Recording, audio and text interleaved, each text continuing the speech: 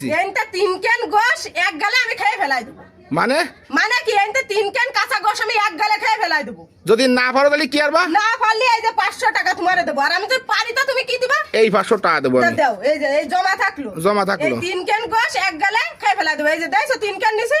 এই নিলাম। এই ফেলাই দিলাম। কই খাইলে না তো?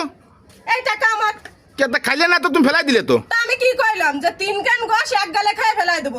তো এই যে খাইছি এই ফেলাই দিছি। ওরে আল্লাহ রে আল্লাহ, তোমার মাথার মধ্যে তো খালি বুদ্ধি গিজ গিজাতেছে। তুমি এই কাজ আমার টাটা নিবা তাহলে দৌড়ই আমারে ডাক দিছাও। ওই রকম বুদ্ধি বুঝছো? বুদ্ধি যদি থাকে তা শ্বশুর বাড়ি গজ্জামাই থাকা যায়, আর বুদ্ধি যদি না থাকে তা নিজের বাপের ভিটেও থাকা যায় না। বুঝতে পেরেছো? মানে এই কাজে তুমি সলমই কাজ করলে কেন আমার সাথে তুমি? তুমি তো কইছো যে আমি 3 ক্যান গোশত এক গালে খাই ফেলাই দেবো, তা কি আইলে?